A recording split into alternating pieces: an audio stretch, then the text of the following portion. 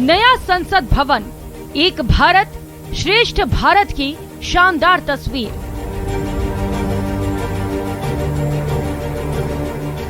PM Modi ने नई संसद को देश के लिए बताया गौरव।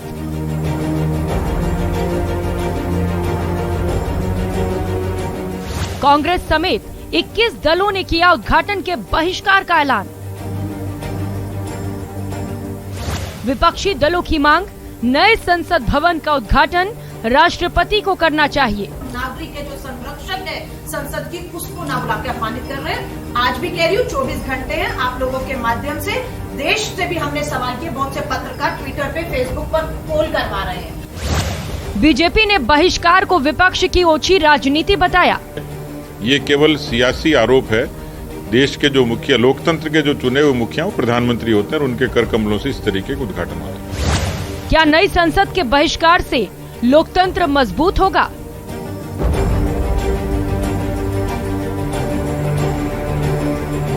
नई संसद पर सियासी संग्राम। नई संसद पर सियासी संग्राम। नमस्कार, बहुत बहुत स्वागत आप सभी का शाम के 6 बजने वाले, और ये वक्त है वीकेंड के सबसे भरोसेमंद डिबेट शो का। आप सबके साथ मैं हूं प्रियंका राय। प्रधानमंत्री नरेंद्र मोदी 28 मई यानी कि रविवार को संसद की नई इमारत का उद्घाटन करेंगे। नए भारत की नई पहचान बनने के साथ साथ आजाद भारत के इतिहास का एक स्वर्णिम पहलू बनके नया संसद भवन सामने आ रहा है। इस इमारत को लेकर नरसिम्हा राव सरकार से समय से आवाज उठाई जा रही थी, और मनमोहन सिंह के काल में लोकसभा स्पीकर मीरा कुमार ने भी नई इमारत बनाने का शगुफा छोड़ा था। लेकिन हिम्मत जुटाई प्रधानमंत्री नरेंद्र मोदी ने, और नई संसद मात्र 29 महीने में बनकर तैयार हो चुकी है। संसद की नई इमारत की खास बात यह है कि इसके निर्माण में देश भर से लाई गई कई निर्माण सामग्रियों का इस्तेमाल किया गया है। ऐसा प्रतीत हो रहा है कि लोकतंत्र के इस मंदिर के निर्माण में पूरे भारत का योगदान है। इसीलिए एक भारत श्रेष्ठ भारत की सही तस्वीर बनेगा। लेकिन नए संसद भवन के उद्घाटन को लेकर कांग्रेस समेत 21 दल खफा हैं और उन्होंने बहिष्कार किया है। कांग्रेस समेत 21 दलों का कहना है कि नए संसद भवन का पीएम की बजाय राष्ट्रपति से उद्घाटन करवाना चाहिए। इसी मुद्दे पर आज बड़ी चर्चा हम करेंगे। नई संसद पर आखिर संग्राम क्यों? और बड़ी चर्चा के लिए तमाम गेस्ट इस वक्त हमारे साथ जुड़ चुके हैं। आपसे मिलवा देती हूं, परिचय कराते हुए अशोक सिंह जी, बीजेपी नेता हमारे साथ जुड़े हुए हैं। आरसी चौधरी कांग्रेस नेता हैं। आशुतोष रावत वरिष्ठ पत्रकार हैं, वो भी हमारे साथ जुड़ चुके हैं। और इसके साथ ही निरंजन पोद्दार राजनीतिक विश्लेषक हैं, वो भी इस वक्त हमारे साथ जुड़े हुए हैं। बहुत स्वागत आप सभी मेहमानों का न्यूज 18 राजस्थान पर। और चर्चा की शुरुआत सबसे पहले अशोक सिंह जी आपके साथ करते हुए, क्योंकि कई सारे आरोप लगाए जा रहे हैं कि आप अपने लिए इस संसद को शुरू कर रहे हैं, खुद का प्रचार प्रसार कर रहे हैं, और वीर सावरकर को लेकर भी सवाल उठाए जा रहे हैं कि उनकी जयंती पर आखिर इसका उद्घाटन क्यों। और इसके साथ साथ सवाल यह भी है कि जब देश कोविड से जूझ रहा था उस दौरान फिजूल खर्ची की गई। इन सभी पर आपका जवाब।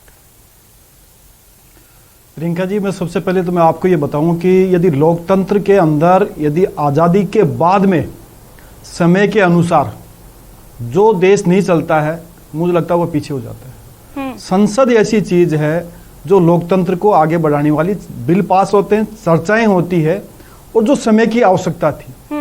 और मैं कह रहा हूं कि विपक्ष जैसे राहुल गांधी जी ने ट्वीट किया, ट्वीट करने के बाद के अंदर सभी जरूरी लोग लग गए कि साहब राष्ट्रपति से होना चाहिए। हाँ। मुझे लगता है कि लोकतंत्र के अंदर सबसे बड़ा, यदि लोकसभा को एक माना जाता है जो कि जनतंत्र के, लोकतंत्र के जनता के माध्यम से चुने हुए जो लोग होते हैं उन पर परिचर्चा होती है। राज्यसभा के जो मेंबर आते हैं, जो विधानसभा से, और लोकसभा के जो मेंबर होते हैं उनके हिसाब से जो एक प्रक्रिया, दो देर की राज्यसभा वाली, देर की विधानसभा वाली, वो प्रक्रिया है। तो विरोध करना, इनका विरोध तो मैं कह रहा हूं कि किसी भी बात में 9 साल से आप देख लीजिए किस चीज का लोकतंत्र में विरोध नहीं किया। प्रतीक जैसी चीजों का विरोध करना, स्ट्राइक जैसी चीजों का, सेना का मनोबल तोड़ने के लिए स्ट्राइक का विरोध करना। तो ये विरोध करने वाले, मुझे लगता है कि इतने विरोधी हो गए हैं, जो सरकार को आप सहयोग करना चाहिए, सहयोग के बजाय समय के अनुसार आज ये देख लीजिए कितने उसमें सांसद बैठेंगे। और आपने उदाहरण बताया कि छत्तीसगढ़ के अंदर 2 सांसद जाते हैं, जो एक तो यूपी से है और एक केरला से है। हाँ। और वहां पर आदिवासी राज्यपाल थी उस समय, उनको तो इसमें इनविटेशन में भी नहीं है। आपका जो लगा हुआ है, शिलान्यास का बोर्ड लगा हुआ है, उसमें साफ दिख रहा है, आपको है ही नहीं। उसके बाद में देखिए आप क्या है। ठीक है, और कांग्रेस का विरोध करना, विरोध जरूरत है, इसी वजह से इसकी शुरुआत की जा रही है, आज उद्घाटन किया जाएगा। लेकिन आरसी चौधरी साहब, क्योंकि यहाँ पे तो सभी बैठेंगे ना, सिर्फ बीजेपी वाले थोड़ी बैठेंगे, सब लोग यहाँ पर बैठेंगे। विरोध आखिर क्यों? क्योंकि बीजेपी लगातार ये कह रही है कि इससे देश का गौरव बढ़ेगा। प्रियंका, मैं कहना चाहूंगा कि किसी भी मुल्क में, किसी भी राष्ट्र में जो लोकतंत्र का जो मंदिर है, जो प्रजातंत्र का जो मंदिर है, डेमोक्रेसी का जो स्थान है, उसका कोई विरोध नहीं कर सकता। लेकिन विरोध उन प्रश्नों को लेकर उठता है जब लोकतंत्र पे प्रहार होता है। जिस संसद के निर्माण की हम बात कर रहे हैं, सबसे पहले इसमें 2 पहलू के तौर पे, एक संवैधानिक पहलू के तौर पे, एक इसके इतिहास के गौरव के तौर पे, भारतीय जनता पार्टी सदैव इतिहास के गौरव का महिमा मंडन करती है।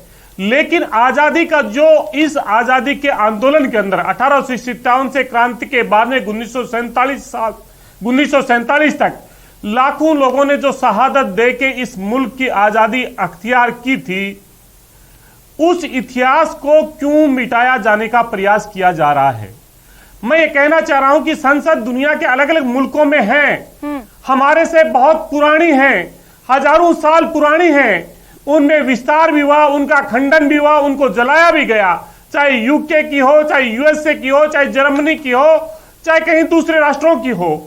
लेकिन इस राष्ट्रीय गौरव के स्थान पे आधुनिक तकनीक के साथ में नए भवन का निर्माण किया गया, नए भवन का विस्तार किया गया। लेकिन आजादी के अमृत महोत्सव काल में इस नया संसद भवन 140 करोड़ लोगों के गौरव का स्थान होगा। तो क्या आज तक तो जो संसद चल रही थी, जिस संसद के अंदर बैठ के संविधान सभा की पहली मीटिंग होके और लोकतंत्र के अंदर संविधान का निर्माण किया गया था, क्या वो गौरव का विषय नहीं है? मैं आपके माध्यम से, आपके द्वारा दर्शकों से पूछना चाहता हूं, हिंदुस्तान के 140 करोड़ लोगों से पूछना चाहता हूं, उन शहादत देने वाले परिवारों से पूछना चाहता हूं, मैं उन स्वतंत्रता सेनानियों से पूछना चाहता हूं, मैं उन मजदूरों से पूछना चाहता हूं जिन्होंने हिंदुस्तान के अंदर संसद का निर्माण किया था। आखिर क्या वजह है एक प्रचारजीवी प्रधानमंत्री किस प्रकार से वैश्विक महामारी और त्रासदी के दौर में, जब राष्ट्र अपने लोगों को खो रहा था, तब वो नींव रखते हैं और उस समय भी राष्ट्रपति होते हैं, उन्हें याद नहीं किया जाता। अब बात आती है संसद की। आखिर संसद क्या है? संसद कोई अहंकार की ईंटों का भवन नहीं है। संसद लोकतंत्र का मंदिर है और संवैधानिक मूल्यों का स्तंभ है। संसद क्या है यह संविधान बताता हमें। संसद पूरी होती है देश के राष्ट्रपति से, जहां पे देश राज्यसभा से, लोकसभा से, अगर तीनों नहीं मिलते तो संसद पूर्ण नहीं होती। अगर संसद का कोई संचालन है, संसद को आहूत करना है और लोकसभा सत्र को अगर आश्वस्त करना है, तो ये तमाम काम राष्ट्रपति के द्वारा होते हैं और संसद के सदस्यों को व्यक्तिगत पत्र भेज के और आमंत्रित किया जाता है। जो सदन सदैव स्थायी है, ठीक है, जिस सदन के अंदर जो दूसरे वाइस प्रेसिडेंट है उनको नहीं याद किया जाता। आखिर क्या वजह है 2020 में, जिसको दलित राष्ट्रपति बताते हैं, जो भारतीय जनता पार्टी एक राष्ट्रपति में दलित का चेहरा देखती है, एक महिला में आदिवासी का चेहरा देखती है, उन्हें आखिर क्यों खिंता होती है इस लोकतंत्र की नींव रखने में या इसके उद्घाटन करने में? हमें अशोक सिंह जी, आपको प्रचारजीवी बता रहा हूं, इसके साथ ही सवाल उठ रहे हैं कि उद्घाटन आखिर राष्ट्रपति से क्यों नहीं कराया जा रहा है। मैं आऊंगी आपके पास, लेकिन उससे पहले आशुतोष रावत जी लगातार हमारे साथ जुड़े हुए हैं। आशुतोष जी, कैसे देखते हैं इस विरोध को? कितना सही है ये विरोध? देखिए, विरोध कितना सही है और कितना गलत है यह तो देश की जनता फैसला करेगी। लेकिन विपक्ष का काम होता है कि वह सरकार का विरोध करे, सरकार की योजनाओं का विरोध करे, सरकार की घोषणाओं का विरोध करे। यह विपक्ष का एक स्वाभाविक हक है। तो प्रियंका जी, इसमें कहीं हमको आपत्ति नहीं होनी चाहिए कि कांग्रेस इसका विरोध कर रही है, लेकिन विरोध की एक सीमा होती है। मुझे लगता है कि कांग्रेस शायद उसको लांघने की कोशिश कर रही है। अगर वह लोगों के बीच में जाते, इस संसद में इस जो तमाम मुद्दे हमारे कांग्रेस के प्रवक्ता प्रवक्ता उठा रहे हैं, उन तमाम मुद्दों को लेकर के वह लोगों के बीच में जाते, आम लोगों के बीच में जाकर के एक जागरण का माहौल बनाते तो विषय कुछ और होता। हाँ। लेकिन उन्होंने इस कार्यक्रम के वॉकआउट का जो फैसला लिया है, मुझे लगता है कि वो शायद तकनीकी तौर पर कांग्रेस कहीं चूक कर गई है। इतनी बड़ी घटना का जो निश्चित तौर पर देश का सम्मान और स्वाभिमान जिस घटना के साथ जुड़ा हुआ है, उसके वॉकआउट का निर्णय मुझे लगता है कि शायद कांग्रेस और जो उनके साथ में भी दूसरे विपक्षी दल हैं उनके लिए सही नहीं है। मुझे लग रहा है कि इस अवसर का फायदा कांग्रेस इसको एक अवसर के तौर पर देख रही है और जो यूपीए के जो घटक दल थे, उन यूपीए के घटक दलों को लोकसभा के चुनाव से पहले इकट्ठा करने के लिए शायद इस घटना का प्रयोग करना चाह रही है। इसलिए संसद के साथ में देश की लोकसभा राज्यसभा के साथ में हर देश के आम नागरिक का सम्मान और स्वाभिमान जुड़ा होता है। संसद हमारी देश की संप्रभुता का प्रतीक है। उस संसद के भवन के इमारत के कार्यक्रम का बहिष्कार करना मुझे लगता है कि थोड़ा सा कांग्रेस ज्यादा विरोध के नाम पर, विपक्ष की राजनीति के नाम पर थोड़ा ज्यादा आगे बढ़ गई है। अगर उनको विरोध करना था तो लोकतांत्रिक तरीके से विरोध करते और वे जो तमाम उनके जो मुद्दे हैं जिनको हमारे प्रवक्ता साहब अभी यहां बैठकर बता रहे थे, उनको लोगों के बीच में लेकर जाते। बिल्कुल, विरोध करना ठीक है, लेकिन इस हद तक विरोध कितना सही है कि आप उद्घाटन में नहीं पहुंच रहे। और अब सवाल यह है कि जब उद्घाटन से ही इस तरीके से विरोध देखने को मिल रहा है तो आगे संसद में कामकाज आखिर कैसे चलेगा, ये बड़ा सवाल है। निरंजन जी लगातार हमारे साथ जुड़े हुए हैं, पोद्दार साहब, क्योंकि विरोध करके बड़ी सियासत कांग्रेस की ओर से, अब इस विरोध को आप कैसे देखते हैं और बहिष्कार को कैसे देखते हैं? और सवाल यह भी है कि आगे क्या कामकाज यहां पर ठीक तरीके से चल पाएगा जब उद्घाटन के दौरान ही इस तरीके से 21 दल साफ तौर पर कह चुके हैं कि वो नहीं जाएंगे उद्घाटन कार्यक्रम में। जी थोड़ा सा समय दीजिए, मैं 3-4 बिंदुओं पे बात करूंगा। आप जो कह रहे हैं कि इस राजनीति को मैं किस दृष्टिकोण से देखता हूं, देखिए मुझे बड़ा ही शुभ एक वेदना होती है कि जिस समय देश के अंदर एक स्वदेशी संसद बन के तैयार है और इतनी भव्य लोकतंत्र का मंदिर बन करके तैयार है, वहां पे जो विपक्ष की राजनीति सकारात्मक राजनीति होनी चाहिए। और मेरे हिसाब से अगर मान लीजिए विपक्ष को किसी चीज की आपत्ति है, उनको लगता है कि राष्ट्रपति के द्वारा इसका अनावरण होना चाहिए या किसी और व्यक्ति के द्वारा इसका अनावरण होना चाहिए, निश्चित रूप से विपक्ष इसकी मांग करे। लेकिन बहिष्कार, लोकतंत्र के अंदर बहिष्कार जो है वो मेरे हिसाब से अंतिम उपाय होना चाहिए या अंतिम पायदान होना चाहिए। दूसरी बात देखिए, अगर ये राष्ट्रपति जिस तरीके से मतलब दोहरा मापदंड जब विपक्ष अपनाता है तो मेरे हिसाब से कहीं ना कहीं हिट विकेट होने की संभावना होती है। उसका कारण है प्रियंका जी, आप समझिए, जब इन्हीं द्रौपदी मुर्मू जी यानी कि एक आदिवासी महिला राष्ट्रपति पद के लिए जब भारतीय जनता पार्टी ने नामित किया, उस टाइम यही विपक्ष, पता नहीं इन्हीं विपक्ष के नेताओं ने पता नहीं क्या क्या अनर्गल बातें करके उनको संबोधन किया राष्ट्रपत्नी, और वो शब्द मैं इस्तेमाल भी नहीं कर सकता यहाँ पे। तो आज जिस तरीके से एक राष्ट्रपति प्रेम या एक आदिवासी प्रेम उजागर हो रहा है, उसके अंदर भी दोहरा मापदंड उत्पन्न हो रहा है। दोहरे मापदंड की दूसरी बात प्रियंका जी, जिस तरीके से लोकसभा पूरे राष्ट्र का एक चौपाल है या कहें कि एक हमारी पंचायत है या लोकतंत्र का मंदिर है, वैसे ही राज्य की विधानसभा जो होती है वो उस राज्य की पंचायत या उसका लोकतंत्र का मंदिर होती है। लेकिन यहां पे जब छत्तीसगढ़ की विधानसभा का अनावरण होता है उस समय राज्यपाल को याद नहीं किया जाता है, और अगर मणिपुर की विधानसभा का अनावरण होता है उस समय भी राज्यपाल याद नहीं आते हैं। संवैधानिक पद पर बैठे हुए राष्ट्रपति के प्रतिनिधि होते हैं, लेकिन उस समय ये जो ज्ञान उत्पन्न नहीं होता है। और तमिलनाडु के अंदर भी जब विधानसभा का अनावरण होता है तब भी ये चीज नहीं दिखाई देती है। और देखिए प्रियंका जी, मेरे को ये चीज समझ में नहीं आती कि विपक्ष की नीतियां कौन बना रहा है, कैसे बना रहा है। जिस तरीके से इन्होंने मान लीजिए पहले सेना के ऊपर, उसके बाद में सेना अध्यक्ष के ऊपर बयानबाजी करके लोगों के मन में एक संदेह पैदा किया कि भाई ये तो, या मैं यूं कहूं कि जेएनयू कन्हैया कुमार कांड हुआ, उसके अंदर जिस तरीके से सपोर्ट किया, लोगों के मन में कहीं ना कहीं संदेह के घेरे में आए। और उसके बाद में अब जिस तरीके से ये संसद का भी मान लीजिए एक तरह का नई वाली संसद का अपमान कहूंगा, अगर ये अपमान करने पे उतारू है तो मेरे को ऐसा लगता है कि कहीं ना कहीं इनसे चूक हो रही है। क्योंकि आज जनता के अंदर ये संदेश जा रहा है कि व्यक्ति का विरोध करते करते जो विपक्ष है वो राष्ट्र का विरोध करने पे उतारू हो गया। उसका कारण मैं बताना चाहता हूं, चाहे 370 धारा हटाने की बात हो, चाहे हर घर तिरंगा हो उसका भी विरोध किया, चाहे वैक्सीन हो उसको भी कहा ये तो मोदी वैक्सीन है। और आज जब लोकतंत्र का ये मंदिर बन करके पहले कह रहे थे कि मोदी महल बन रहा है, और अब जिस तरीके से बातें कर रहे हैं, देखिए प्रियंका जी एक चीज और मैं बताता हूं, 28 मई 2023 का दिन सन 1900, आप ये मान के चलिए 26 26 जनवरी सन 1950 से कम महत्व का दिन नहीं माना जाएगा, इतिहास में लिखा जाएगा। और उस समय इतिहास में यह भी लिखा जाएगा कि फला फला व्यक्ति विपक्ष में थे, विपक्षी पार्टियों में थे